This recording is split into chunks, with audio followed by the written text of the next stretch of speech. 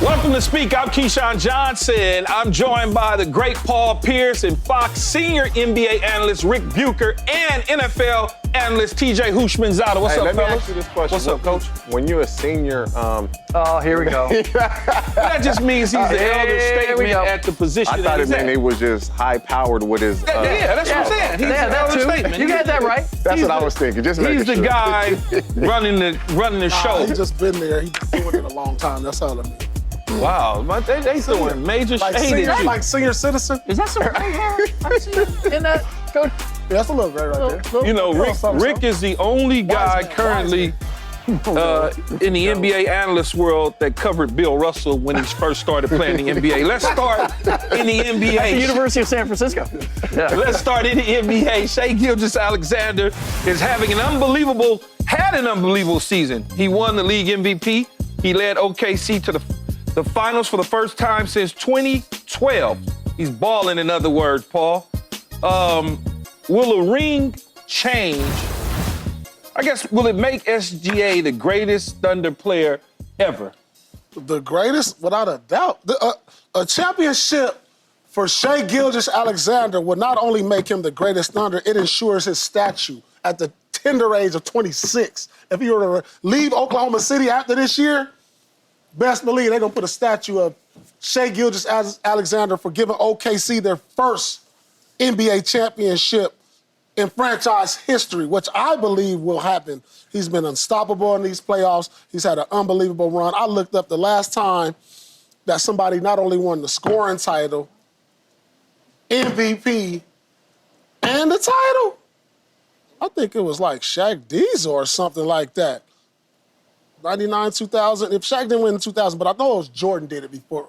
Yeah, but he was Defensive Player of the Year, too. One Defensive Player of the Year, Jordan, MVP, and won the championship, and Finals MVP. What about All-Star? All of it. All-Star, too? Of course. So he's on an incredible run, and he'll also be the first player to and I know the award just came out this year for Eastern Conference MVP and Western Conference MVP. He's going to sweep all of that. He's going to wake up after the championship and look at his trophy case. He's going to this, and all in 1 year. He's just going all in 1 year. And so Willie and you know, Oklahoma City don't have a great history. You know, not yet. You know, you got, of course, Russ and KD. So that's it. If I'm retiring any jerseys in them two. Do you go back to, I guess you couldn't go back to Seattle, right? Because it's OKC. You couldn't. Yeah, no. That cancels out. That history is erased. Yeah. Yeah. Because we wouldn't say it's a race, but we're separating the two. It's not part of this. Well, we don't have nowhere to put to honor their legends, is what I'm saying. So OKC is its own thing, its own entity, and whatever you've accomplished in the OKC Thunder uniform, that's what counts. Rick, will a ring make a difference? It gets him closer, and it makes him the most. What's all that? Hesitating. All right. Yeah, get him. What you mean? Hey, you was hesitating on that. No, it will not make him the greatest Thunder player ever. It will make him the most accomplished. But you brought up a great point when you talked about Seattle and Oklahoma City. Yeah. There's something about planting a flag in Oklahoma City, a brand new NBA city, and Kevin Durant did that. He didn't win just one scoring title. He won 4 scoring titles. And yes, only went to the finals once, did not win a ring, but he won 10 playoff series for this brand new Oklahoma City Thunder team. He established that franchise and the level of excellence that we expect from the Thunder. And there's, look, I saw them go from Seattle to OKC and how hard that was because it was done at the last second. Like it was almost by cover of night when Indianapolis went to Baltimore, where they took the moving trucks and they headed down, right?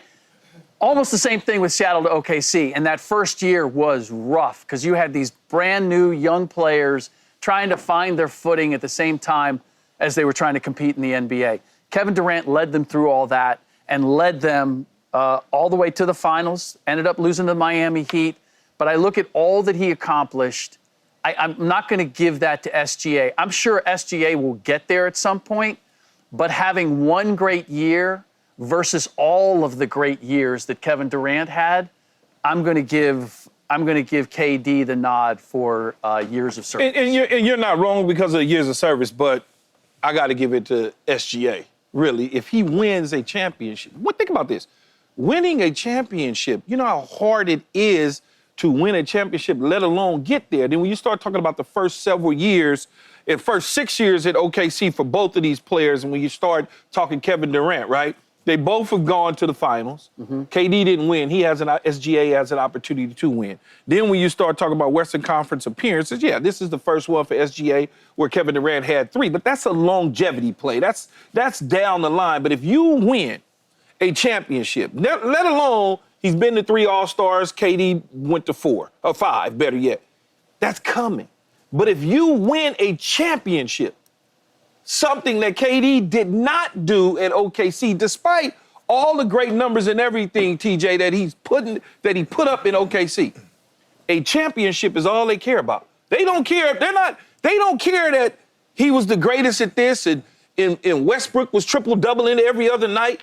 They care about putting a ring on and dropping that banner down and when the season starts again in October. That's all they care about. So if he was able to do that, then I would say he goes down as the greatest Thunder player ever. And here's why. Already. Because he's going to put up numbers. No. I'm not giving him credit for future accomplishments. No, I am based on where he's at in his career now and how much longer he has to play. So he's going to have every single OKC number that's out there. He's going to have them all. I could give it to him down the line. I'm just not going to give it to him right now because there's nothing wrong with this that. per thing. There's nothing wrong with that. And one last thing before you go, TJ, is I take into consideration who they're up against and when they're winning a title. Like who? No, I mean that's good consideration. Who cares? Look at the super teams that existed when KD was There you go. What we get ready to strip the Lakers because they beat Orlando? We get ready to strip them of a title? No. Doesn't matter. No, but the Warriors were dominant, the Cleveland Cavaliers were dominant, the Lakers were dominant. Like you had all these teams. That's not his fault. The San Antonio Spurs. No, it's not, but it's something that KD had to contend with that Shai Gilgeous-Alexander has not. So I'm going to take that into account. You can't do that. TJ, tell him. For me, the greatest Oklahoma City Thunder is Russell Westbrook. Oh. He's the greatest. SGA, more than likely, the Thunder are going to win the championship. Many believe they'll beat the Pacers. It's not a matter of if he's the greatest player in OKC Thunder history. It's just when. In a few more years, he will be that.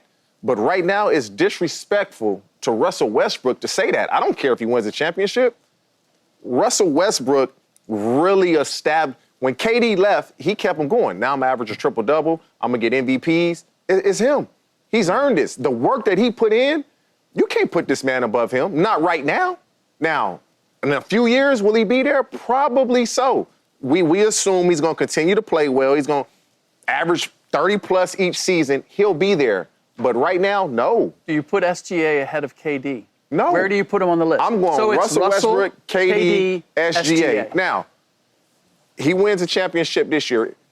It doesn't matter if he wins another one. In about 2 to 3 years, he's going to be in front of both of them because of the longevity in what he's done and what he's accomplished. Assuming they're going to continue. Assuming he's going to continue to stay healthy. I have zero doubt that he wouldn't continue his assault. But you can't put him there over Russ now.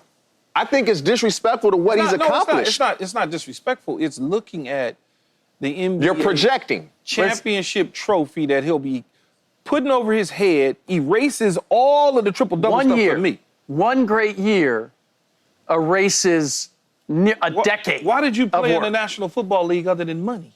It's to win a Super Bowl. To try to get to a Super Bowl and win it. That's the goal. You played in the NBA. That's the goal. To win a championship, not just for the money. I played in the NFL to get the championship after I got the money. That's the reality of it. In 10 years, these kids going to forget that KD even played for OKC. They're going to remember this. 10 years, In 10 years. about Listen, 4 years. They're going to be like, oh, he played for Golden State. Oh, he played for... Yeah, he going to play for Golden State. He played for wherever his next stop is at. They're not going to forget this run. This is an all-time run right he's on the middle of. And you talk about super teams, Rick, yeah. But was OKC a super team? They were young, but Harden, best 6-man. Westbrook. You had Ibaka. They had a squad. They had a really good team. Now, would you match up that OKC Thunder team with KD versus this Thunder team? Who you taking? You probably take the KD team when you look at it. Let's keep it. I'm taking the KD team. Right. Yeah. So you can't go back and say, well, look who he was up against. Well, look who he has. He has a second All-Star in Jalen Williams, who just became an All-Star, right? Is that their second best player? Would you say they got three Hall of Famers on that team, KD did. We don't know what this team is going to end up.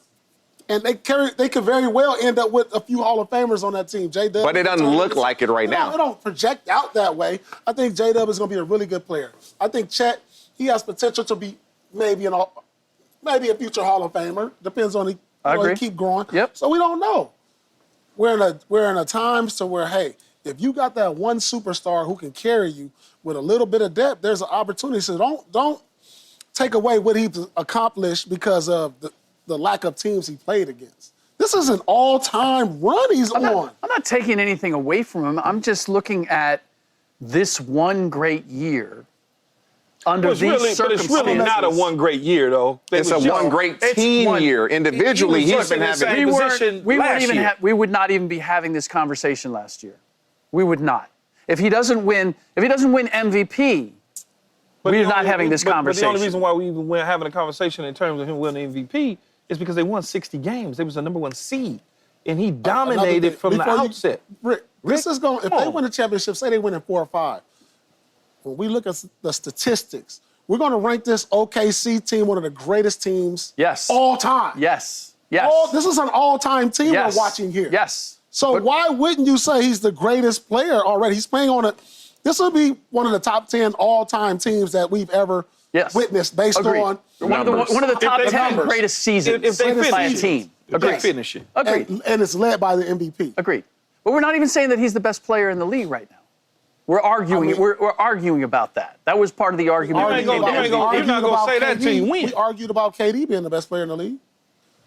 Didn't we? Yes, but he was in that conversation. Yeah, and without SGA winning but you got to think, everybody that you're saying is the best player in the league right now, they pretty much all got championship rings, right? Joker, Giannis, Steph, they all got. So once he gets his, that conversation next October is going to change. And, you're going to push him into the top 4 in the league. We're going to be, he's the top 4 player. Is he 1? Is he 2, 3, 4? That's fair. That's exactly what's going to happen. But that's different. That's different than talking about the all-time greatest Oklahoma City. He's going to have that title.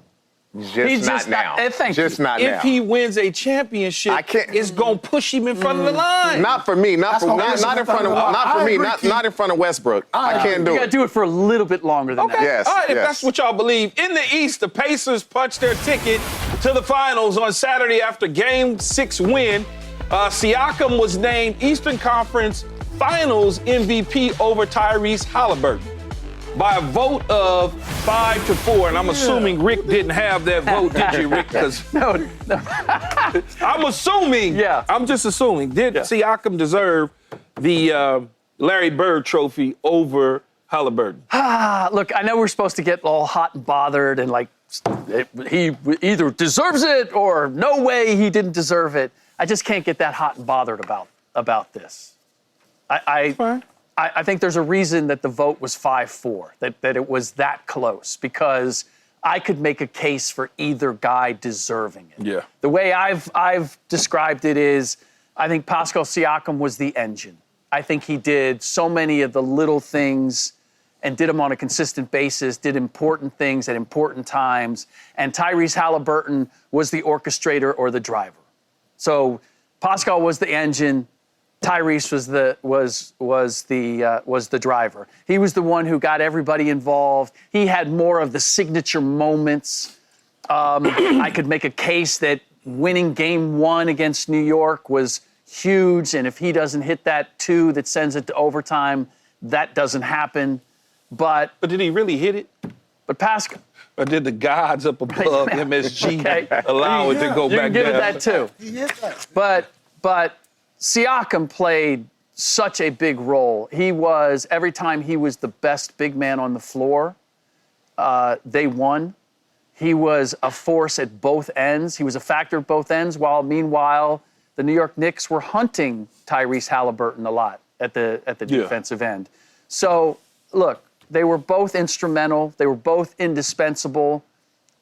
I actually like it for Rick Carlisle and the Pacers because Haliburton has been on this revenge tour. This is a little more fuel to that disrespect fire that has him playing the way that he has. And so I think it's all good. I would say it was tight.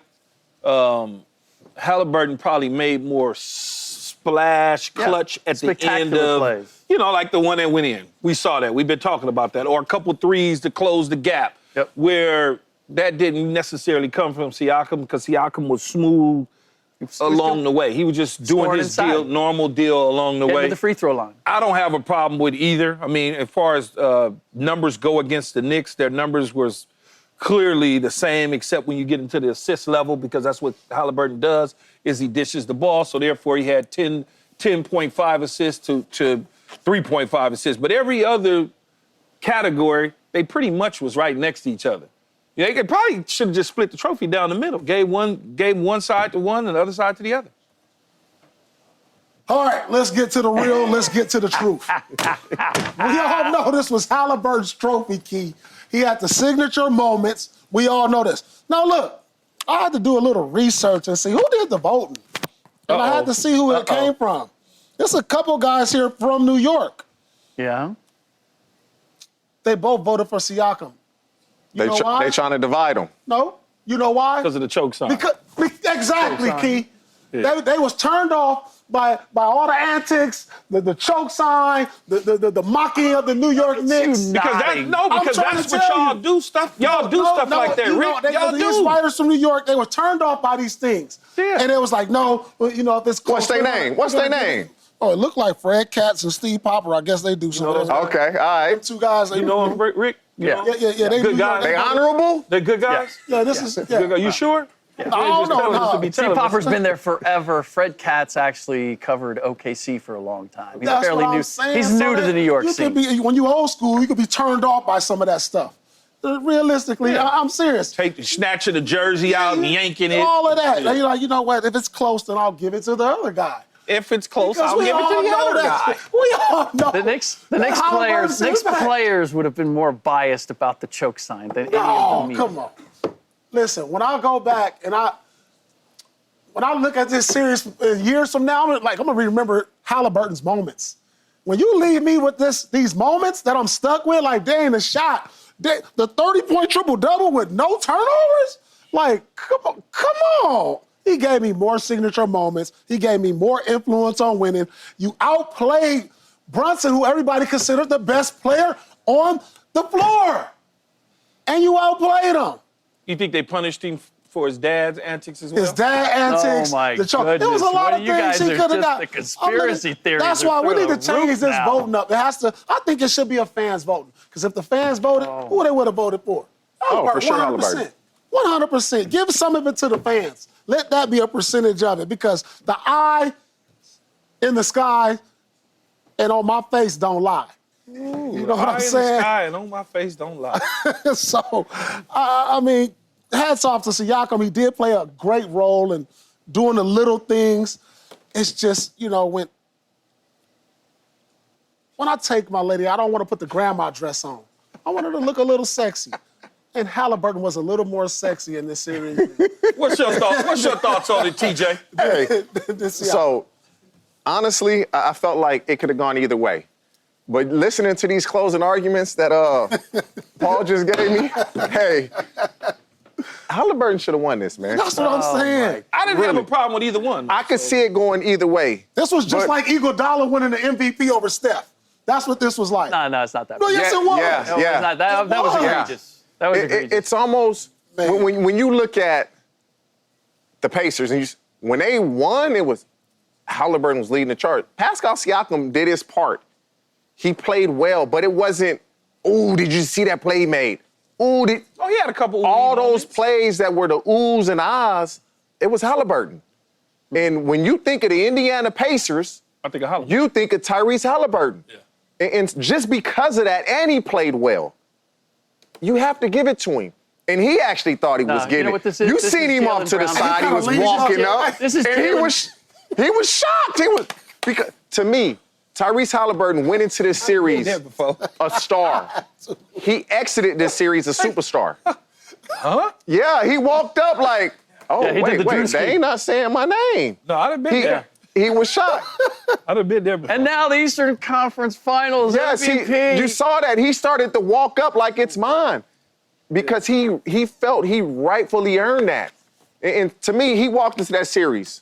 He was a star. He's leaving the series a superstar. The way he played, I've never seen nobody had a ball in his hand as much as he had and had not one turnover in a game. That happened not to in the me. playoffs. Not the That was way impressive. That was not impressive. the way the NBA is allowing guys to play defense now. Yeah. No, not only that, but I mean, as the point guard, as fast as they play, having a triple-double and no turnovers was impressive. Oh, no, he was already being told by his family and friends it was his. But I will say this though, it's not as if giving it to Pascal Siakam is like, oh my God, what did they do? It's like No. Jalen. It was like Jalen Brown versus Jason Tatum for the Last year. MVP final. I agree last with year. that one. Right? Yes. Same thing. I've been there, though. Right, Paul? Hey, wait. Right, What? Paul? The Blitnikoff. Paul, right here. Who won it? He made more big shot versus Indiana. Yeah, in the corner. The one Same in as the corner. Halliburton. Yeah. Same as Halliburton. That same shot to Ex- take him to overtime. That same shot. Except Brown was also more of a factor at both ends of the floor. It was The- the, Like Who Pascal won? Siakam. Wait. We got to hear Keith. it was Who won it? Terry Glenn won it that year. Oh, right? from Ohio State. So we sitting at the Disney World and we there and that whole thing on TV and Chris Fowler and everybody and the Blitnikoff. You know, I'm fresh, right? I got the I'm feeling him. I already know what you're And gonna they say. done panned to me the whole thing. They like, the Blitnikoff with it. I done started. They said Terry Glenn. I'm like, you can see the face coming up. Did the Bengals miss the playoffs last season because of their quarterback Joe Burrow? That's next, so to speak. Yeah, that's my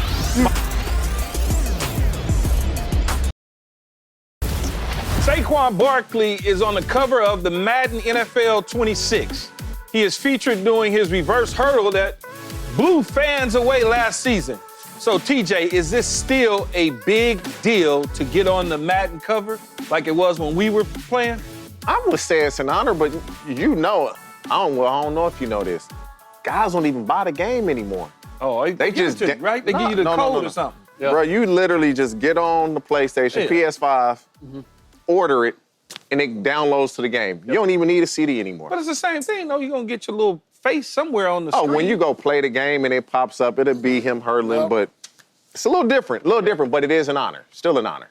I think so. What about like magazine covers? Because we don't have those anymore, right? That used to, if you were on Sports Illustrated, or you were on ESPN, the Yeah, that magazine, was that him. meant something, right? Yeah, for sure. Yeah, for Sports Illustrated. I remember, when I was going out to do stories, and they'd be like, the agent or the player would go, "Is it the cover story?" That would make a Always difference. the cover Like story. your access, how much time you got, Especially when you're difference. talking about big circulations in those magazines. You know, you get on SI, ESPN, the magazine. He for sure gonna buy the hard copy of this one though. He gonna get the course hard he should. copy and he You gonna gotta get a frame poster. it. Yeah, No, he should yeah, get he it- gonna frame get it that framed, for the sure. hard copy. Oh, yeah, check it out. I was on a couple of these. You know what I'm saying? I had a few. What's that? Basketball? Yeah, Xbox. What was that? What video game? I was on Xbox. I It was says on PlayStation 2. PlayStation Backyard 2. sports. Final That's That's what I'm Four, saying. I was outside on these backyard sports. Did you actually play this game? But it's all Celtics, though. covers. Yeah, in the NBA. I got one No, fresh I'm out saying of it's college. all Celtic What would you covers, expecting? though. You thought you were gonna get some Clipper? They might have got him Clipper some. Might have got him some I got the Clippers. Some Kansas Ball one. was I got not the getting on the Kansas one cover. fresh out of college. That's Kansas or Final Four. Final Four. Final Four College- 99. college game. That was the best college game coming out. And you didn't get no money for that. Think about that. Yeah, You it'd money be different compared today. to today. Huh? I got like 5 racks. No, I'm talking about you got the money from Coach in Right. Kansas, not from the actual PlayStation people. They gave you something for that. You got something for it? Yeah, for sure you get something. Really? for that. I didn't think you. Not back then. I didn't think you got That's anything. when I You got don't know what you drafted. was- That's 99. I got Oh, drafted. so you got it after the fact. Yeah. After the Final I got Four. drafted and they put that Heading into the that was draft. Oh, so that Oh, wasn't that wasn't the college game. Oh, okay, that got was it. the college game, but I was the cover of it for the next year. Oh, for the next year. I thought it was when you were I actually was in drafted. college Yeah, and I'm actually playing. Yeah. I Timing was is gonna everything. say, you know, that money that Roy Williams gave you. But anyway. Give me nothing. Steelers OTAs are underway, and there's still no Aaron Rodgers sighting whatsoever, while the assumption is that he will play in Pittsburgh next season. There's now a new report that Rodgers has not affirmly told the Steelers that he's joining the team. So he's playing these games, TJ, about whether or not he wants to join them. 1 minute in, 1 minute out, 1 foot over here, 1 foot out. Should the Steelers be like, man, you know what, man? Go pound sand. Should the Steelers tell him kick rocks? At this point, they've given him all the power. They at his mercy. They've given him all the power by waiting this long. At some point, they're going to have to move on. But to me, what it's saying is the guys that we have, we're not comfortable with these guys going into the season, because if they were, they wouldn't move on. But this is going to be the problem. You got guys in that locker room that don't like what's going on, and they can't say anything publicly, or they won't say anything publicly. When you get to that team, as soon as you have any type of adversity, if Aaron Rodgers is a quarterback, it's going to be a problem. Yeah, buddy ain't want to come to OTAs, he ain't want to come to minicamp, and he going to come in and look what he doing. It's going to be a problem, and they know it's going to be a problem. Cam Hayward already said something, and then he tried to walk it back. And so to me, this shows me Mason Rudolph and whoever else is on that depth chart, the Steelers are not happy. They not happy, because if they were happy, when have we ever seen this happen? A quarterback, we in June, talking about he gonna be the starter of a team, but he not on the team. We've never seen this. Yeah, I don't know, Rick, what they should do, to be honest with you. Do they have a better option? Yeah, they have a better option. What is it? Go pry somebody else's backup away. Now, you got to give me a specific. I go get Carson Wentz. I go get Kirk Cousins.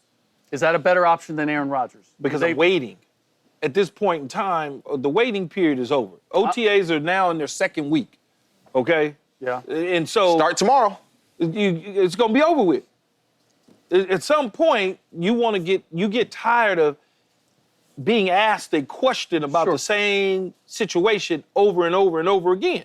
At some point, I'm going to get tired of Rick asking me when I walk out to my car, hey, can I just speak with you for a minute? I want to talk to you. Is it okay if I walk to the car with you? I get that. I get so sick and tired of that. I get that. But in the big picture, is it better to tolerate being asked the question about Aaron Rodgers and having Aaron Rodgers at some point as your quarterback, or just cut it loose, just say, you know what, we're going with Mason Rudolph? I think at some point they're going to have to. Okay, maybe, but if Aaron shows up at some point and he's the better quarterback, look, to TJ's point, they put themselves in this position. I would have never gone down the Aaron Rodgers road, because you could almost predict the possibility of this happening, right? I couldn't predict this. Not this long. Not this. Not in June. Not this. Everybody said after the draft, he'll sign with a team. Yeah, I had him cool last week. It's a roll of the dice with Aaron Rodgers. We know he loves the attention. I know, but he's never done this. Okay, but he's never left him at the altar. But are you totally shocked? Are you completely shocked? Do you feel like this is out of character for Aaron Rodgers to be doing this? I don't. But I don't think that this has anything to do with character. It has something to do with miscommunication as far as the Pittsburgh Steelers go. How so? Because if I'm the Pittsburgh Steelers, I need a definitive answer of when your ass is going to be here. What are we doing? Right. It's it. I don't need the well, I'm not sure. Give me a couple more weeks.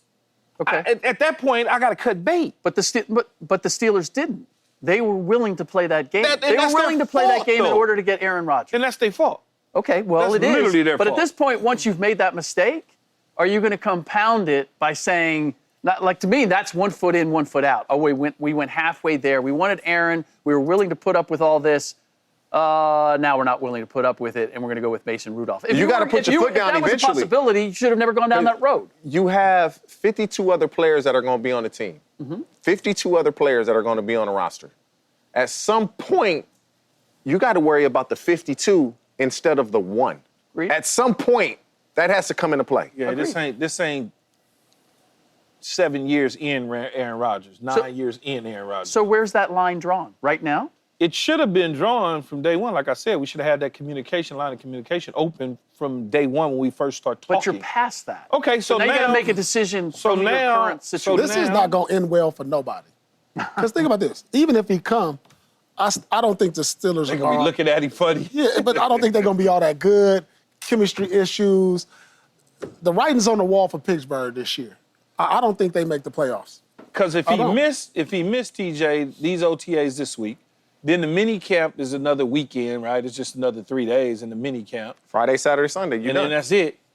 And then they off for the summer, right? For the most part, they can probably go throw with each other, but then his next real practice sessions would be in training camp. Aside from somebody going down with an injury, when have we seen a starting quarterback not attend OTAs and minicamp? Aside from somebody, when have we seen it?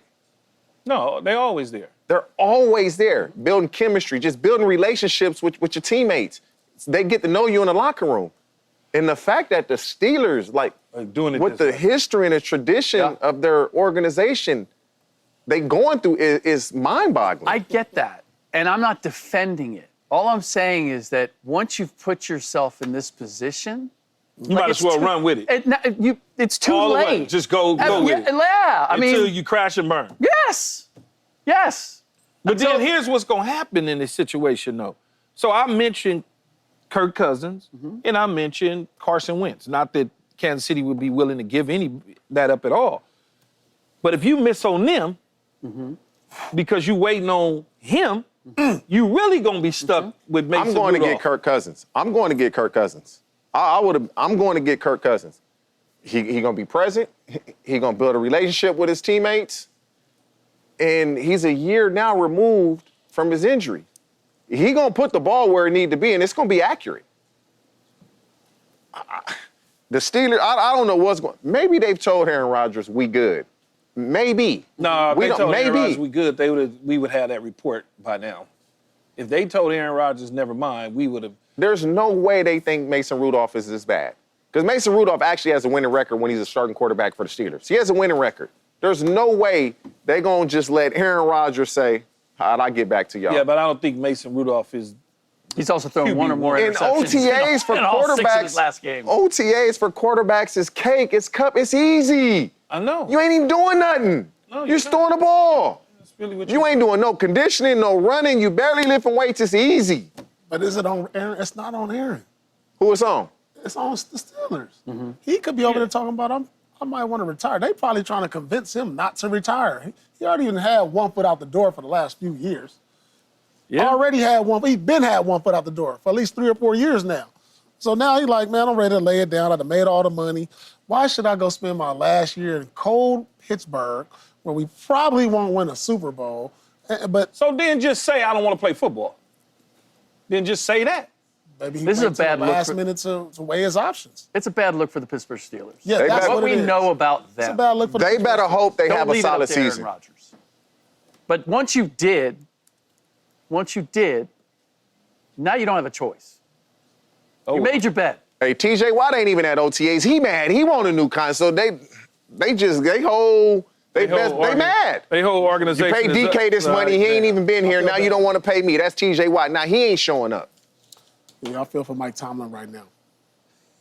Well- This ain't going to end well. Well, there's one team within the division that certainly has no quarterback issues. The Bengals missed the playoffs last season, and Joe Burrow is putting that on his shoulders.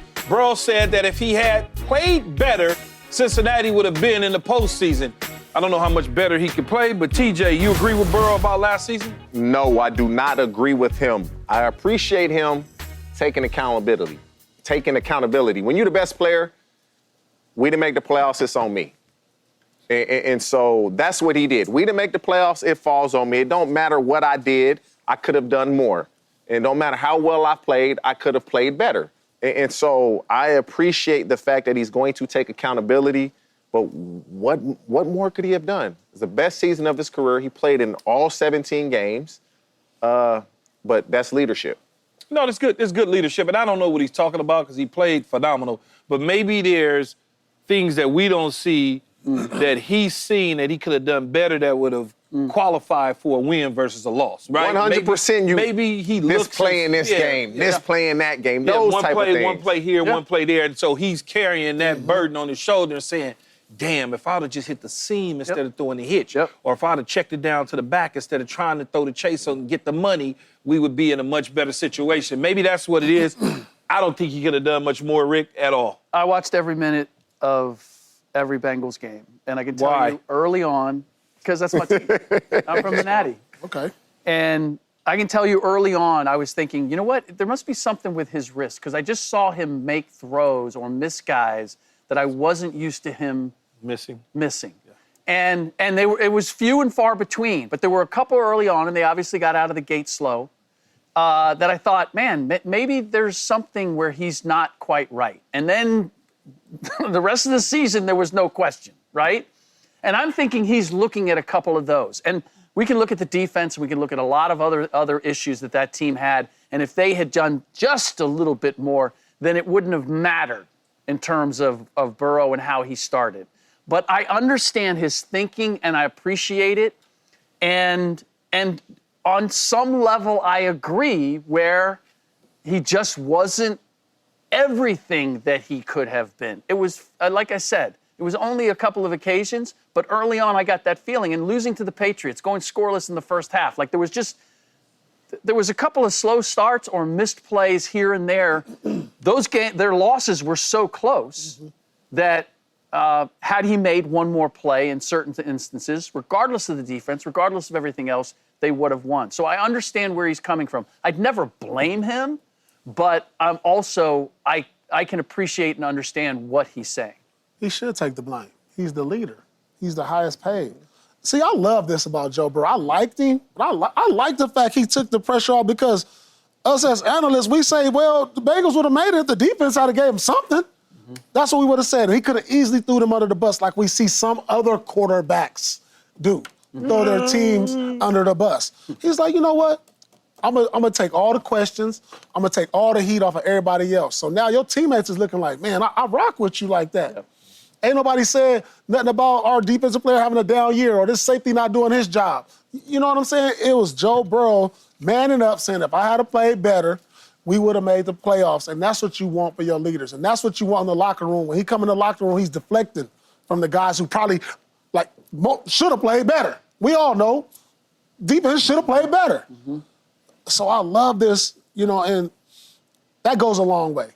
It really does. It brings teams together. And that's why I think the Bengals, they make a run next year because of answers and taking accountability. Taking accountability as a leader goes a long way in a locker room that has guys want to run through the wall for you. No, and the people that's in the locker room with him, the teammates, they know that he's taking accountability. They understand, just like I was telling TJ, some of those throws that he may have missed that he could potentially be talking about, they see the same thing. If we'd have just did this, if we'd have just did that.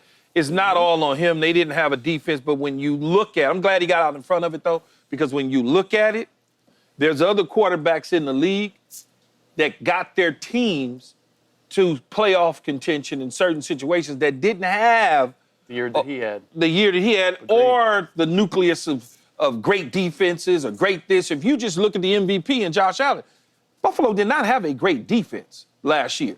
They didn't have great receivers, but for some way, will, or rhyme or reason, he figured out how to get his team into the playoffs. When you had those type of you don't have a standout defensive player. You don't have a standout receiver, but the defense will make a standout play. A receiver will make a standout play. They will be great in moments when you need them to be. And that's what the Bengals didn't have. And blame him. Blame me. I'm the best player on the team. Blame me. And I can appreciate him doing that, even though he's not to blame, but you appreciate that. Yeah, you got to appreciate it. But if it was me, I'd say it's TJ's fault. But he was to blame the loss to New England first game. He was to blame for that one. Coming up, what went wrong with the New York Knicks against the Indiana Pacers in the Eastern Conference Finals? We'll discuss that next on Speak. Yeah, that's your fault, TJ. Man, you're supposed to get open. The Knicks season ended on Saturday night as the Pacers got the 125-108 win in Game 6 to close out the series. It was disappointing. It was a disappointing end to the season, but Bronson said after the loss that he still has the utmost confidence in the Knicks core group, Paul. Yeah. But what went wrong, though, for the Knicks and up against the Pacers? Well, I think the depth was too much, and like I said, along the route to a championship, you gotta be good, and you gotta be a little lucky. Indiana got lucky. Lucky. Like Indiana did get lucky in game one. Little lucky. Yeah, for sure. Indiana got lucky in game one. Or if that bounce didn't hit the top of the Madison Square Garden Statue of Liberty sign and come all the way down, then we'd probably be having a different discussion today. And so I do think the Knicks should stay the course. You know, you got great pieces. I like, what they have, but they need a little more depth, I think. They need one. I think they're one player away. But do they need more depth, or do they need to unlock the depth that they have and they just don't know what it is? Because if you look at it last year, Rick, when they had to go to the bench, those guys played well in the minutes that they played. Solid. They were solid. But when you went to the bench, it still looked like Indiana was just a little bit better than them. And I don't think they need much. They don't need an all-star caliber player. They just need another role player who you can really count on night in and night out. That's better than what you got now coming off the bench. Yeah. If they could get just that one more piece, because think about it, who came off the bench for Indiana? You got guys like Mathurin, who's a solid piece. He was really good in the last 3 games, and it was consistent. They needed that. And then when you look over at Oklahoma and what they bring to the table, they have some really good guys, and Wiggins and Wallace and these guys. Caruso. And Caruso, that's the one, coming off the bench who you can really count on. They need a guy that, if you have an injury, he could be a starter and a really solid starter. If they can add that. They might have that. We just don't know. He don't play him. Yeah. I mean, no, I don't know if they have it yet, but they're right there. That's what I'm saying. They may have it. But we have that. The problem is we have that question because looking at the way Landry Shamet, DeLon Wright played, they gave them really good minutes. Yeah. And the question is, if you had played them all year long, how would they have fit in better? Could they have elevated a little bit more? And where would your regulars have been? Would they have been a little less worn down at this point in the season? Absolutely. 100%. If you'd utilized all those guys. I think there's something to be said for that. Tibbs did it out of desperation rather than design. And he did it because of the way Indiana was constituted. For me, if you're preparing your team over the course of the season for the playoffs and you're expecting to make a run, then you have to prepare them for all eventualities. We have to be able to play depth and be able to run with the team. We have to be able to slow down and score in the half court. We have to be able to defend in the half court. And I feel like Tibbs kind of got stuck with one style of play that worked for them, and then they had the Indiana Pacers throw something else at them, and they weren't prepared for it. So maybe they wouldn't have been good enough, but the fact that we don't know and we can ask that question. So you have to unlock it, though. Understood. And the way those guys played raises the question, maybe you could have gotten more out of this team than you had. But I agree that, what went wrong is they played a more athletic, balanced, deeper, better coached squad. And they put up a good fight. I think the total difference in points was like 12. Total. If they don't win that game 1 on the MSG Statue of Liberty, down to the middle, back down through the rim, and hitting the bottom of the net. You guys are making it sound like a mousetrap shot now. Like it was amazing. It was very Harlem Globetrotter-ish. It was like the Kawhi Leonard shot against Philadelphia. But if they win that game and not lose to the Pacers, it might be a different series. Is it just a different series overall? Because everything from depth-wise, they didn't have the depth. To younger, up and down the floor, they didn't have that. It was a lot that they did not have that if they had, they probably could have really given it a real fight. But you knew once it was 3-1 and they took those 2 games in New York that it was going to be a hard fight for the Knicks to come back and try to, win in 7. You just knew it. You was hoping and praying just because I wanted to see the Knicks versus Minnesota or OKC. I didn't necessarily want to see Indy have to play in it, but they there. What can I say, Paul? Yeah, they in it. And a lot of it, Rick, he said it. I think, you got to give some blames to Tibbs, too. Because I didn't see a change. The one thing that I noticed that Indiana was taking advantage of was the pick and rolls with Cat. He was laying off the pick and rolls, and they was coming off, knocking down threes or getting to the basket. He gave them too much space. Just that one little adjustment. So when I come off the pick and roll with these dynamic guards who can shoot, you want your big man to be up, almost damn near in the switch or have like a soft trap. They wasn't doing that. They were just allowing them. No man's land. He was in no man's land a lot of the times. And, you hear certain reports about them questioning Cat's defense. Well, listen, Cat was productive. I don't care what you say. Yep. He was productive. He was Very giving you 20 and 10 every night. So you're not going to sit here and tell me he was the reason y'all lost. No. It was adjustments that need to be done to the game plan. But I do believe the Knicks got all the pieces. And, congratulations to New York for beating my Celtics this year. Great year. Maybe y'all can put up a banner for that, but unfortunately they don't have banners for that. I loved how y'all roamed the streets and threw trash at Indiana fans, and that's the reason I troll you guys to today. But good year. In all fairness, in all honesty, great year. I just feel like everybody talked the Pacers have more depth. Tibbs knew going into this series that the Pacers played fast. They played with the fastest pace in the league. You knew going into the series, and you still gonna play 7 guys? You knew this going into the series. They up and down the court, and you still gonna play 7 guys. And then you were forced to play other guys, and Shaman and DeLon Wright, they playing well. You started letting Precious Chua play a little bit more. You should have started the series like this because you knew going into the series, I can't play my starters these heavy minutes the way they get up and down the court. I can't do it.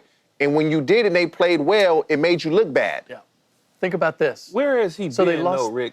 Where's that? Where has Tibbs been on a staff as an assistant coach where he's learned to only have to play 7 guys? Has he been somewhere where he was an assistant And that's why coach? Derrick Rose got hurt. He was our assistant on the championship team. Yeah, but y'all played more than 7 guys. Yeah. Yeah, because you usually. He was with Van Gundy in New York. But Van Gundy played more than 7 guys, right? You know what? No, they kind of They kind of come from the That's same That's why I asked that question, Yeah, because usually Where did he get that from? where you get that from? yeah. Because if we see And it, he's- it's very obvious to our eyes that you need to be playing more than 7 guys. How the hell you don't see And it? he's stuck by it. He did it in Chicago. He did it in Minnesota. But think about this. If we're going to drill down on this, think about how they lost. If we're going to say losing game 1 was pivotal, right, for the series. They had a big lead, right? And they gave it all away. Fatigue. Now imagine if you were playing a Twice. deeper rotation and your guys were a little fresher down the start and you trusted your bench a little bit more. Maybe that game doesn't go the direction it does.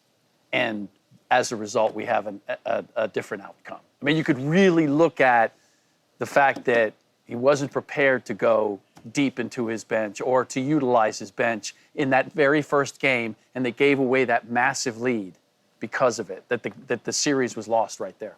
The Timberwolves fell short of the NBA Finals once again. They lost in a gentleman's sweep in the Western Conference Final for the 2nd year in a row. And after the series ended, head coach Chris Finch said his team came up a little itty-bitty short in a lot of ways. Like itty-bitty short in a lot of ways. So, Rick, how far are the Timberwolves away from actually winning a championship? Now, 2 years in a row, they've been in this spot. They are Ant Edwards becoming all that he can be away from winning a championship. He's been in the last 2 conference finals. He's been outplayed by the other team's star. If he wins that matchup, considering how relatively, I think this series could have been a lot closer than it was, talent-wise. This is the Minnesota Timberwolves were the most expensive team in the league this year, had the highest player payroll. Wow. And yeah, that's a little bit surprising, right? Who's making the money? And for a Rudy Gobert's pay, start there. Ant's being paid. And Julius Randle. Julius Randle. Dante DiVincenzo, I think, is making. Wow. Mike Conley's making, I think, 9, something like that. They've paid guys all the way down the line. And I just feel if it is, I consider it a compliment to Ant because I believe that he can be the leader of a championship team. But he's going to have a complete game. And that means he's going to have to be a 3-level scorer. He's going to be able to operate different places on the floor, much like SGA is capable of, and be able to get everybody involved and understand the moments when he has to be aggressive and the moments when he has to get other guys involved. I think Ant has the capability of being all that. But he has to get to it now rather than later. I keep hearing last year he's 22, this year he's 23. Here's the reality. Guys don't necessarily have this great big window of going to conference finals and playing for championships year after year with the same team. It simply doesn't happen. You look at a Tracy McGrady or a Penny Hardaway went to the finals his second year in the league. Never went back. Never went back. Tracy McGrady was first team All-NBA a couple of years in a row, won back-to-back scoring titles. Never came close to winning a championship. And both of those guys, about this stage of their careers, we were thinking, oh, they're going to be all-time greats. They're going to play for titles. We're saying the same thing about Ant Edwards. And I think somebody has to say, Ant, you need to be great. You need to be held accountable. Because if I look at the guys that are in the finals right now, Shai Gilgeous-Alexander and Tyrese Haliburton, what do they have in common? They were both traded by their original teams. They were both doubted in terms of their capability of doing this. I've never heard that with Ant. I only hear how great he is and how young he is. And I think somebody needs to say, Ant, like, you need to be better. Not Julius Randle, not Jaden McDaniels, not Chris Finch. You need to be all you can be if you want to win a championship. And I think that'll happen. You got it. You know, I'm not trying to be an apologist for Ant-Man growth every single year.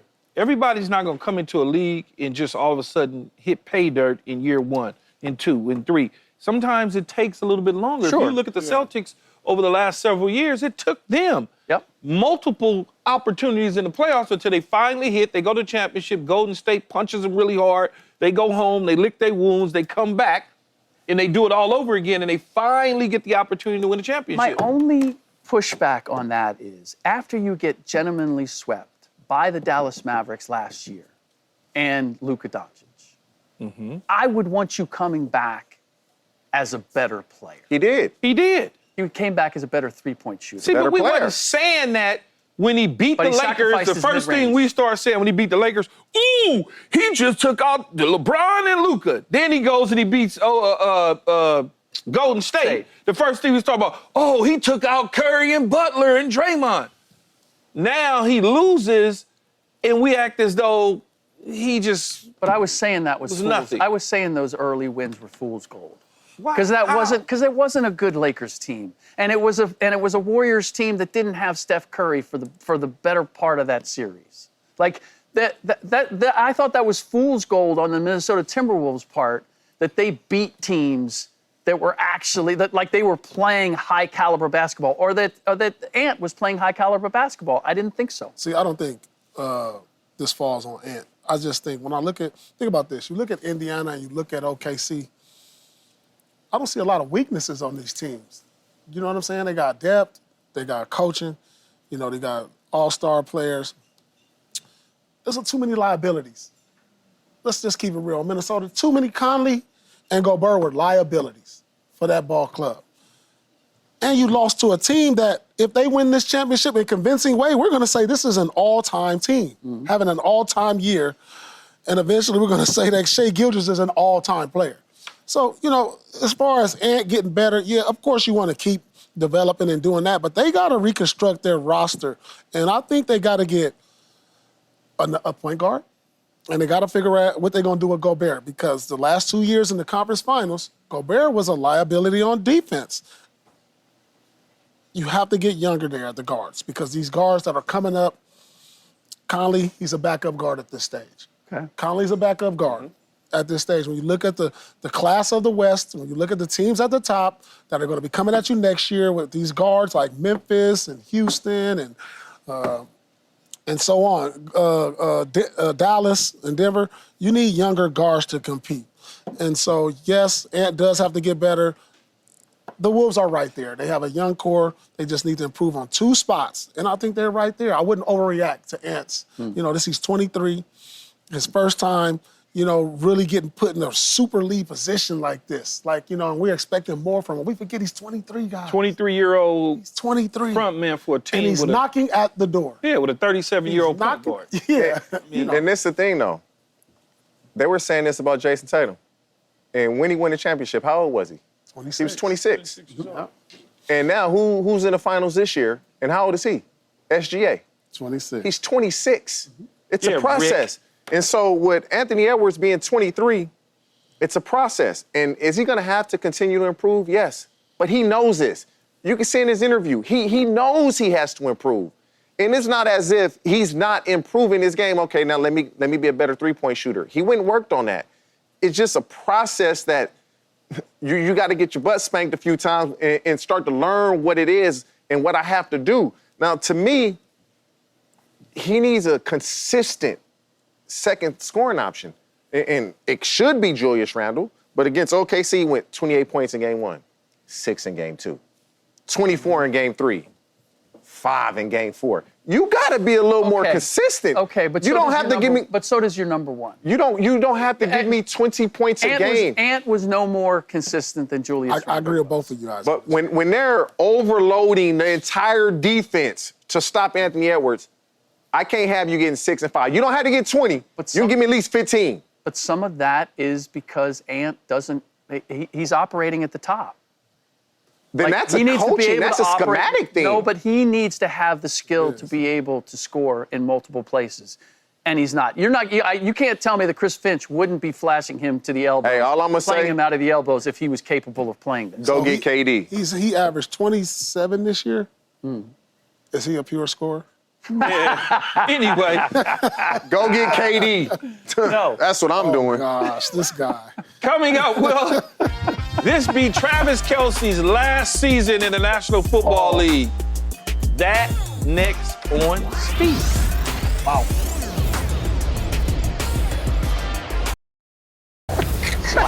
Raiders wide receiver Jacoby Myers is getting to know his head coach in Pete Carroll and is very impressed with how much energy Carroll has at the tender age of 73. Speak up, Jacoby.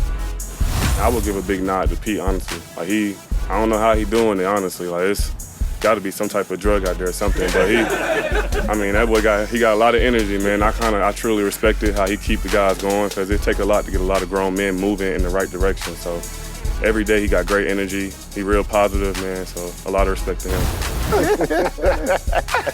Oh God, we going to hell. So, Yeah. Right. So Paul, Talk to him. what you think about having a coach at 73 years old with this type of energy? Yeah, that's good, because he's trying to come in there and create the environment. He's trying to change the culture. He understands what he has over here. He has a young team. He has to be energetic for a new generation. Like he can't come off as these old school coaches who come up all stubborn, mean, unrelatable. So, he's coming there with energy, smiling. That's who Pete Carroll is, though. Yeah. That's why he was like, I was shocked. What's he taking? Is he Red Bull every day? I ain't doing no Red Bull, that's for sure.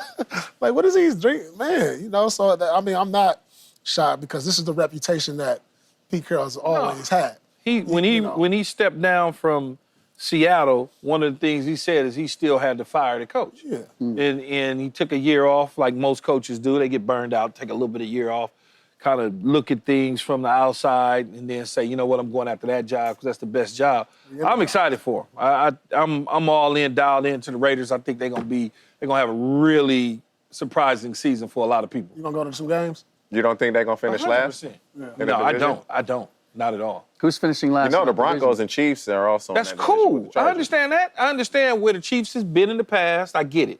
I understand that the Broncos got Sean Payton. And you said been in the past, like, ooh, the way you said that, I know that where they have been in the past, like, they're not going to maintain that. No, it's over. The whole... Huh? They just won, how many games they won? Just won 16, 15? Yeah, but it's over. 15-2. Yeah, but Paul, at some point... But at some point, you can only win so much, then you take a dip, and then you rejuvenate everything, and you come back, 2-3 years from now and go on another roll. So that they about to take a dip. I think they are, man. I don't think they're gonna win the division. I got the Chargers winning the division for whatever that's worth. And then at that point, for me, anybody can wind up at 2. It's the strangest things. We don't talk about, what we talk about is Tom Brady's greatness and all the championships he won.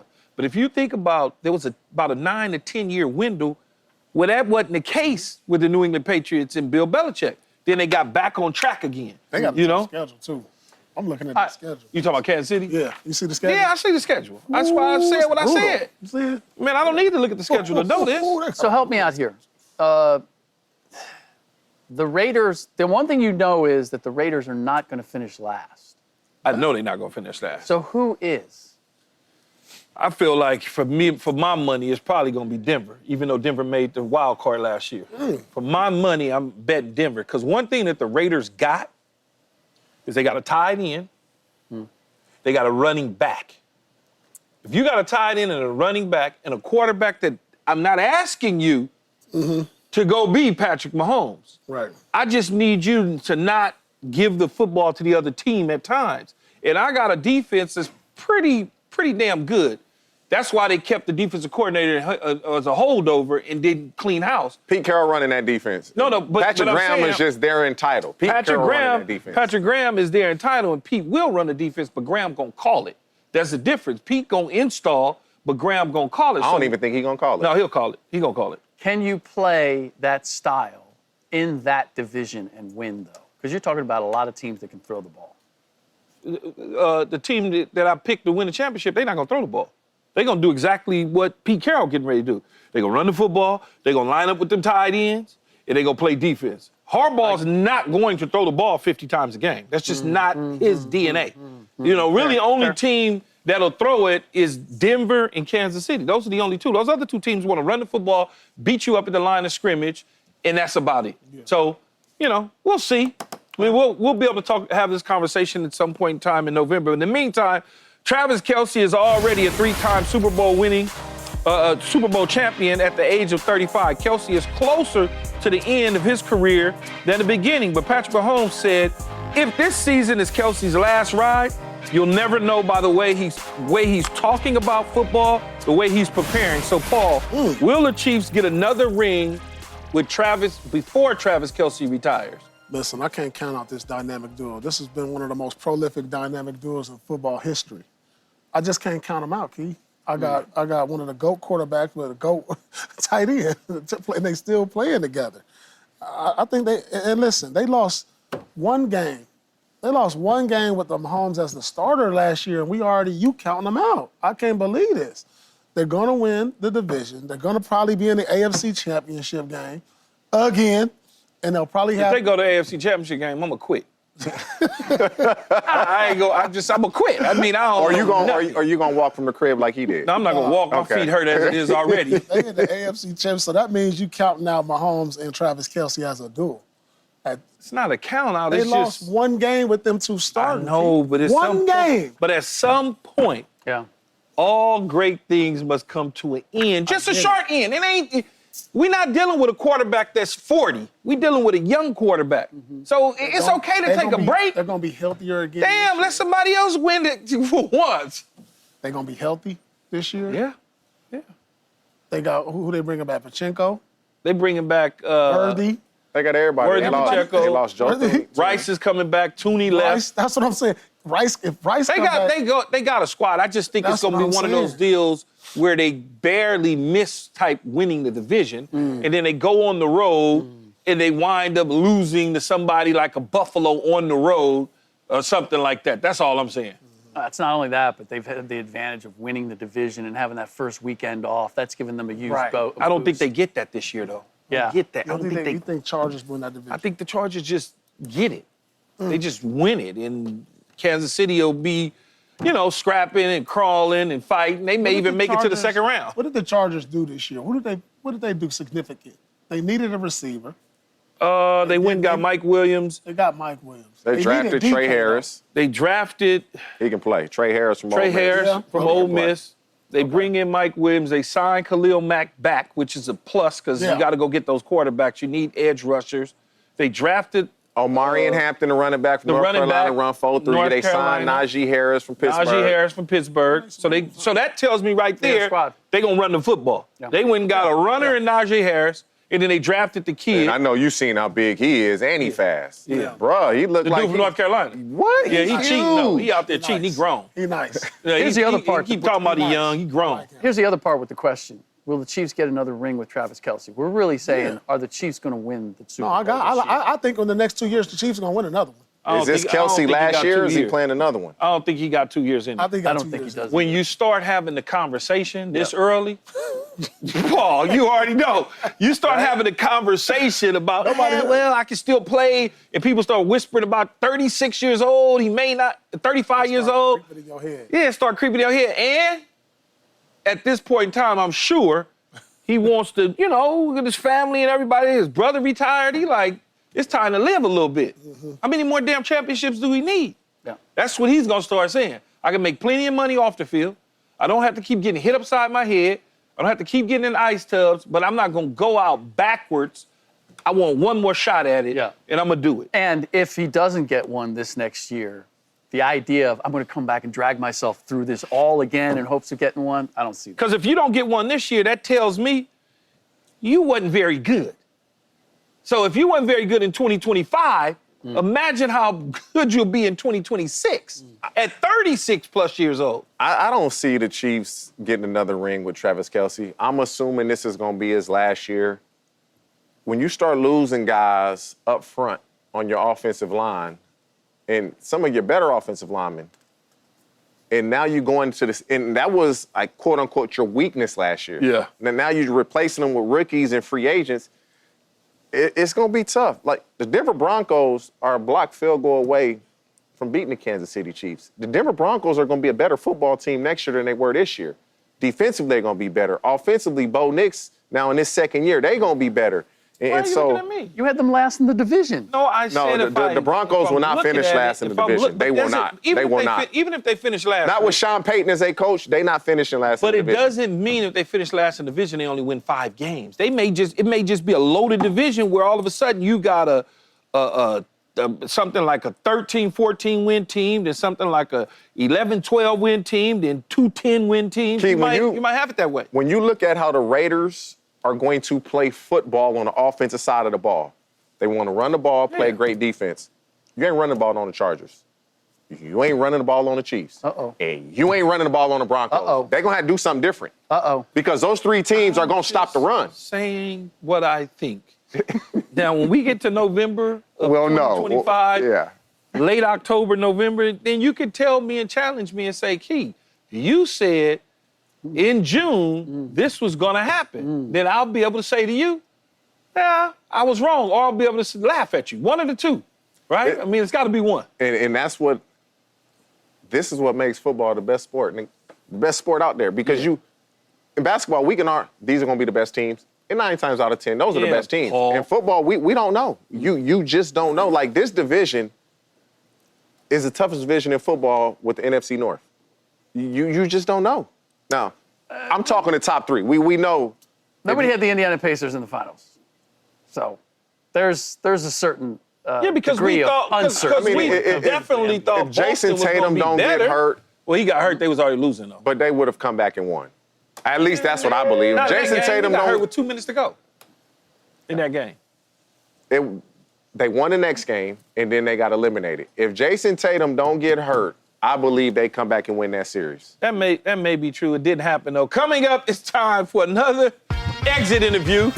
We'll give out some grades, some big grades on the Knicks. Next on Speak. I'm a tough grader. You know that. Time to check in on our social life. Paul has been trolling the Knicks throughout the Eastern Conference Finals. Now that they're out, is the trolling over, Paul? Like, literally, are you done clowning them and messing with them? Today will be the last day. Today. What you gonna say to him today, though? Let's run through the script. Wow. Run through the script. Man. Let's run through the script. I got something for them. But they had a good year, Keith. I can only imagine what the comment section looked like. Yeah, they had a good year, dog. They made it to the Eastern Conference Gotta turn those off. They beat the Celtics. They beat an injured Celtics team. The fans, they climbed up on billboards and street lights and did all of that. Confetti. And they treated the Pacers fan pretty rude. Yeah. And what was it, Game 4? No, It wasn't in that series. No, it was in the previous series. That's right. It was in the previous series. He was there. It was versus the Celtics. He was just there watching. But the idiot wore a Pacers jersey to the. He called him an idiot. Yeah, that wasn't very smart. No, that's not smart. No, that wasn't very smart. Good thing he got out of there kind of Like, what you somewhat thinking? This New York, unharmed. man. Yeah. No, it's. But no more. You done after the day. After today, I'm gonna give him a summer break. We all gonna have a summer break. Okay. All right. The Knicks season is over, so let's do our exit interview for the New York Knicks. First is Jalen Brunson. Rick, what grade would you give Jalen Brunson? Oversized. Man. You Okay. taking all day, Ant? Oh, Hey, okay. A minus. I don't know how much more I could have asked of Brunson in terms of what he did in this series. Maybe been a little smarter defensively, got into foul trouble that caused some problems, but above and beyond that, I don't put any of the loss on Brunson. I think he was everything that he needed to be. Yeah, I think so, but I'm giving him a B+ because of the foul issues. Part of the foul issues, in my opinion, was also not understanding your personnel the way that Tibbs should have.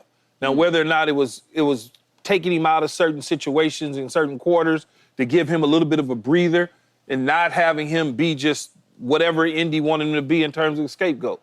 But he fought hard. He played clutch at times for him, so he gets a B+. Yeah, I give him an A. You know, the littlest guy on the court, you know, for the most part of this series, played with tremendous heart, gave him all that he could. Kind of burnt out toward the end of that last game. They picked him up full court all season, but Jalen Brunson, he gets an A from me. I'm giving Jalen Brunson also, he gets an A. And I'm going to tell you why. He hit big shot after big shot after big shot. If the game is on the line and I can choose any player in the NBA, I'm probably taking Jalen Brunson. He's that clutch. Any player in the NBA, game on the line, I want number 11 with the ball. Ooh, okay. And he's earned that. He hits big shots after big shot after big shot. Yeah. I wouldn't go. Yeah, I Who like you it. taking over him to hit the big shot? Man, I'm going to take the dude up in Denver. I don't care what nobody say. He can half court. He might pull that joker like this. I mean, if you just look at the baked numbers, potatoes, he going to just do this. is he not the best though in the clutch situation? It just was seemed like he voted is. most clutch this year. Yeah, he was voted most Okay. The challenge is that at his size, He getting his and shot off, it don't athleticism, matter. He does, but degree of difficulty is often. Man, that dude, that joker though, man. He making them. It took me a minute to come around to it, but I'll take it. So, Rick, what's your grade on Cat? I'm going to give Cat a solid B. I think that he's taken way too much blame for how things ended up. Defensively issues. I really take exception to after the fact we have, they had issues with his defense. There's been issues with Cat's defense for the last couple of years. Yeah. It's not new. And it wasn't the only issue. Look, they came up against a team that just had more. And he certainly delivered in some really big spots. He carried them at times when Jalen Brunson was struggling or didn't quite have it going on and they couldn't get it from other places. So, was it one of the best performances I've seen? No, but it was good enough. Yeah, I'm giving him a solid B, too, for his effort of continuing to fight. His defense at times obviously was suspect. There's no question about it. He was up high when he should have been down low or in the middle somewhere. He was getting eaten up on pick and rolls. But, B's not a bad grade. It's just not an A. Yeah. I gave Cat a B also because I thought way too many times that he had silly fouls. Yeah, good point. Defensively, he could have been better in the pick and rolls, but for the most part, he brought physicality on the offensive end, gave him an offensive punch when some of the other guys couldn't. Besides that, solid. He was solid, had a solid series. Karl Anthony Towns, B+ from me. Y'all remember the game where Jalen Brunson was out with foul trouble in the fourth quarter? I think it was game 5, right? Man, Cat won that game. He took over down the stretch. Double-double pretty much every single game. And so to me, talk about the defense. He showed up and played every game. He is what he is defensively. He's going to get you 10+ rebounds. He's going to get you 20+ points. I'll take that every day of the week. So, Rick, Coach Tibbs, what grade would you give Tibbs? I'm going to give Tibbs a C-, and that's probably a little bit generous. But I look at the fact that one of the reasons that Jalen Brunson was in the foul trouble that he was is because Tibbs wouldn't take him off the floor. When he had early foul trouble, he wouldn't take him out, and eventually went to his bench, but he went to his bench a little late. It was out of desperation, not design. And then lo and behold, you found out that your bench actually could contribute. So there were a number of factors here that I think were below average for what I would hope to get out of my coach. Yeah, he was working against a better roster, but Rick Carlisle won the battle without question in terms of the moves that he made. So C-. Yeah, I'm giving him a straight C with a little smiley face, laughy face, whatever you want to call it. What is I'm that? just drawing, man. I'm not an artist. But it Is looks that a great. nose in the middle? Yeah, it's kind of nose with a little. Is it dripping snot? No, it's What's kind of going like on? he's kind of like crooked face, you know. It's a turkey butt. But he get a C because a lot of the same things you're saying. I didn't like the way he handled the personnel groupings. Part of the reason is you need to recognize when your star player's in foul trouble, and you need to know how to pull him out of games, put him in games. So I think he missed that mark again. And going 7 deep, you got to go. It's the playoffs, man, and everybody knows what type of team and pace you playing against with the Pacers. You need to dig a little bit deeper in that 8, 9, and even to the 10 spot if you can to figure out how to just get some people some minutes, and he failed to do that. So he gets a C with a little bit of a smash face. All right, Tibbs. I'm giving you a B+, Tibbs, and that's based on your whole playoff performance. You beat the Celtics. You gave New York City a parade, a second-round victory parade this year, something they wouldn't have normally had if they didn't beat the Celtics. So for that, I give you a B+. No, I'm not giving you that. You a B+. It's a backhanded compliment, man. Great work to the New York fans. No, a B+ for giving the New York City a parade for beating the Celtics in the second round. Great work. B+. I'm giving Tom Thibodeau a B-, and it's very simple. Play more guys. Like, you didn't learn in Chicago? You didn't learn in Minnesota? You're still not learning in New York. Play more guys. And so if you expand your bench, how many guys 15 guys on the team, 12 active? Yeah. Like, come on, you got to play more than 7 guys. The only reason, I thought he did a hell of a job. You just have to play. They're in the NBA for a reason.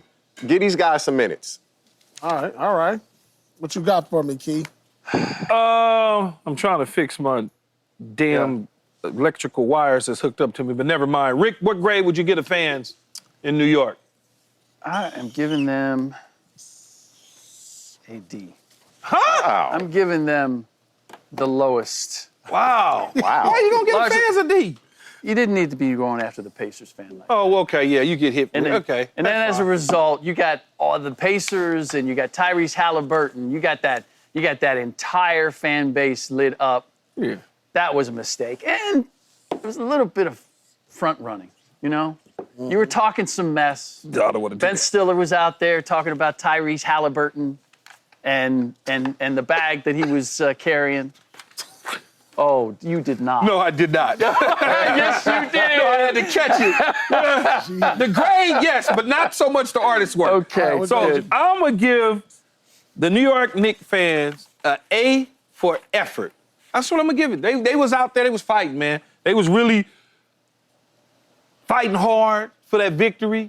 They set themselves, and I agree with you about the disrespect to the Pacer fan, but he shouldn't have wore the damn jersey to the Come game. on, man. You get to wear a jersey. Yeah, but you troll. throwing garbage at him on the street. But you're street? trolling them, and you know you in New York City. You're not in New Jersey. You're in New York City, right there in the heart, the Mecca, right there at MSG, wearing the opponent's jersey that you're going to see next. You That's had 50 people attacking one cat. Nah, but that's, That ain't you're right. in New York. You should know better. You know how the New York fans are. You can talk they all the they mess do you want. You crazy, have to but be throwing I give them an A for effort. The New York Knicks fans. This is my last day trolling them. You fans are delusional. You're appreciative, I do get it. But you get an F+ from me. F freaking plus, fans. F for throwing trash and not being considerate to other fans that come to your arena. For trolling me. You get an F plus for celebrating in the streets like you just won a championship parade against the Celtics. Why the plus? Is there such a thing as an F plus? If you could have If an you A can do plus, B anything plus, worse C than an F, plus, that's what it is. this is an F plus. It's a special F, It's right? a special F. Yeah. And the only reason you got the plus is because y'all had some pretty cool celebrities that was at the game that were pretty classy. So until next year, fans, Knicks fans, I'm signing off. I'm putting my troll hat away till next year until I see y'all again versus the Indiana Pacers or the Boston Celtics.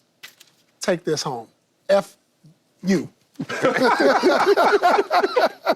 Lord, I'm going to give the fans an A. you gotta give an A for effort. No. Man, the Knicks have not been this far since 1999. They conducted themselves like fans that had been starving for some success. They don't have the tradition of the Lakers No. or the Celtics. They don't even have they only have championships like the Spurs have. And so, to me, they can't act like they've been there before because they hadn't been there. And so they hadn't won like this in over 25 years. And so I had no problem with anything that the fans did. They were excited just to have any type of success. They get an A from me. So dangerous. I had to catch it. Yeah. Oh, God. Coming up next, what does the future look like for my Lakers, Luka, and LeBron? That's next on Speak.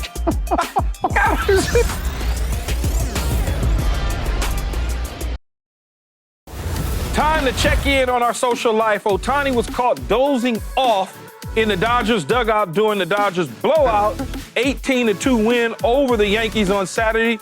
That came after he hit 2 home runs in the game on Friday with the Dodgers won 8-5. So, TJ, how great of a weekend was it for Los Dodgers? Hey, when you win in 18 or you win the game 18-2, you know it's over. Man, it was like 10-0. Was it That's how you know in the second inning? when things are really in your control, when you take a little cat nap during the game.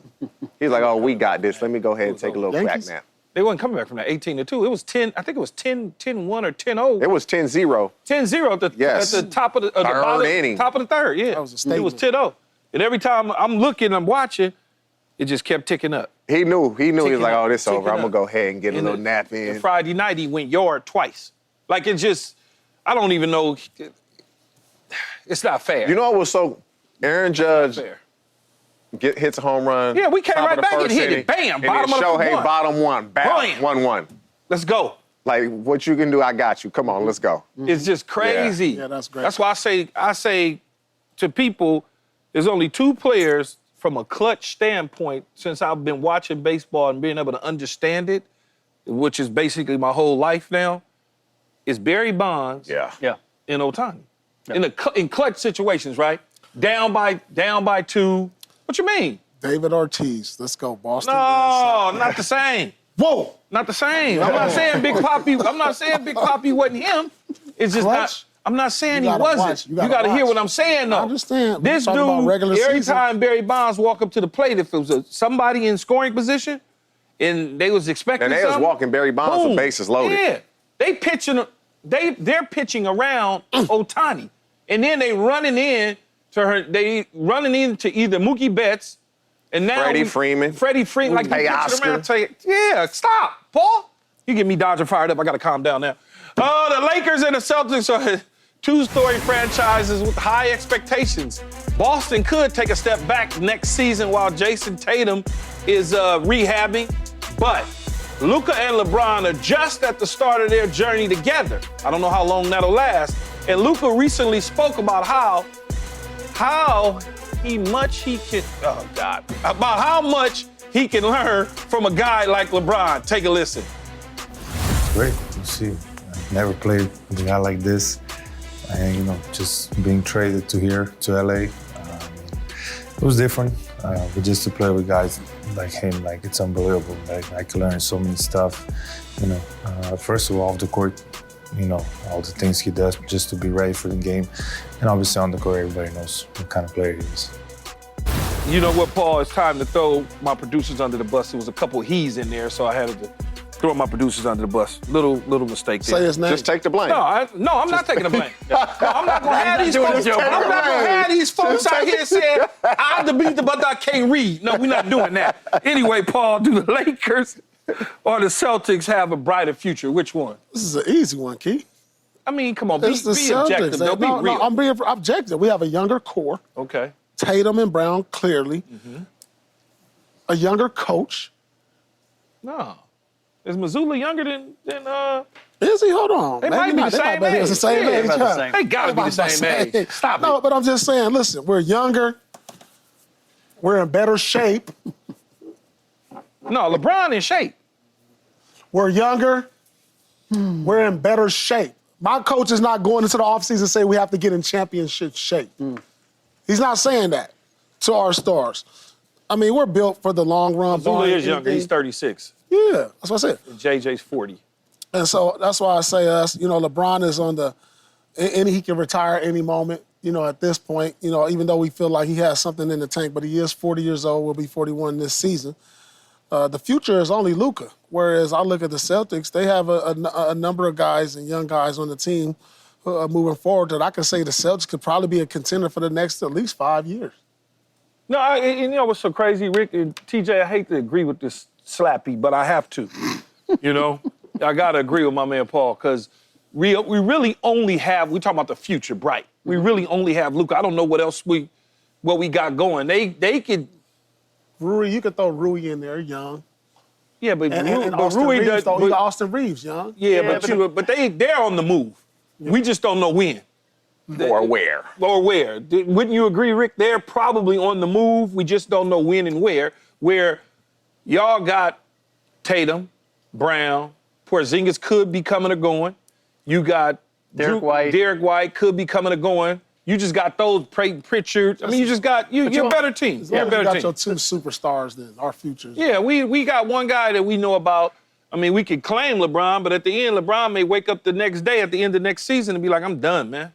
Yeah, I think you said at the beginning that Luka and LeBron are just starting their journey together. It could be a very short trip, as opposed to Jaylen Brown and Jason Tatum, who are just beginning their journey as much as they've already succeeded. They're about halfway through. They got another 6-7 years, presumably minimum, right? And then they've got the Boston Celtics. To answer the question, it's the Boston Celtics without question because they just have assets. They have young players that they can move or players of value without touching their core. And with the Lakers have to rebuild this around Luka Doncic. The kind of team that you want to have for him to be successful is much different than the team that you have right now. So there's a lot of work to do, and there's not a whole lot of resources at the moment to do it with. Very true. We're the better franchise. Coming up, Russell Wilson is embracing his time in New York. Can Russ make the Giants competitive again? That's next on Spizzy.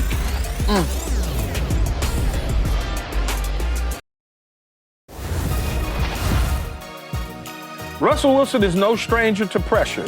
Russ comes to the Giants with a lot of expectations, but he feels comfortable in New York since he's been there before. He won his Super Bowl at MetLife Stadium and said he doesn't mind the lights of the Big Apple. Yeah, you saying all that now until they start leaping on your head when you 1-9. But Paul, can the Giants be competitive in the NFC East with Russell Wilson as a starting quarterback? See, in my eyes, competitive means they could probably win 8 games, and I think like the spread. I think their pick to win are like over under 5.5. 5.5. Yeah, I'm not sure they can be competitive. I'm looking at the schedule right now. I don't see a lot of wins out there that are like gimmies. Maybe at New Orleans, maybe. You know what I'm saying? So I don't think so, Key. I think this is just going to be a rebuild year for them until they figure out who's going to be their quarterback of the future. Yeah, I just don't see it. Maybe they could beat New England, so I don't know. I don't think they can be competitive, period. I hate putting it on Russell Wilson as if he could be the difference maker. This roster and this team for where they are and where they need to go, and then having the toughest schedule in the NFL. I mean, you start at Dallas, excuse me, at the Commanders, at the Cowboys. Then you've got the Chiefs and the Chargers. That's your first 4 games. Then you play the Saints, but then you get the Eagles, the Broncos, the Eagles again, and the 49ers. Good luck. The answer to that question is no. What Rick the Giants starting 1-8. They'll start 1-8. Season over. No. Yeah, I don't think they're going to be competitive at all.